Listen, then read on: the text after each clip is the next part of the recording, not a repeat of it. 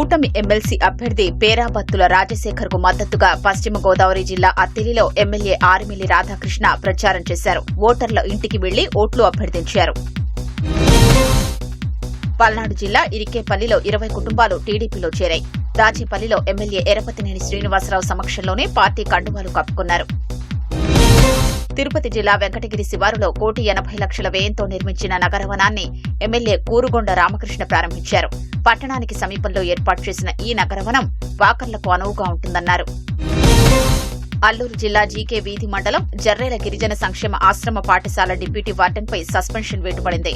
పాఠశాలను ఆకస్మికంగా తనిఖీ చేసిన కలెక్టర్ నిర్వహణ సరిగా లేకపోవడంతో చర్యలు తీసుకున్నారు.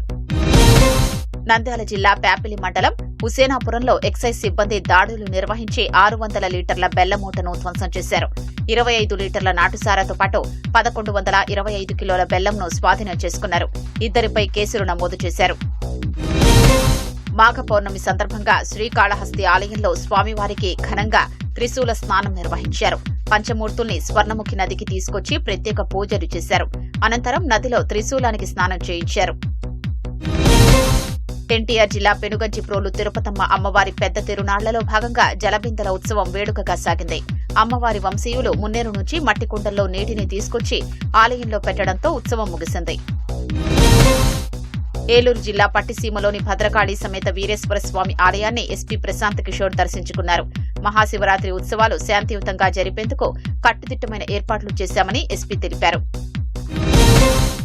వైఎస్సార్ జిల్లా మైదుకూరులోని రాయలకూడలిలో మహాహారతి కార్యక్రమాన్ని ఘనంగా నిర్వహించారు. పెద్ద ఎత్తున తరలి వచ్చిన మహిళలు చంద్రునికి కర్పూరం వెలిగించి హారతి పట్టారు.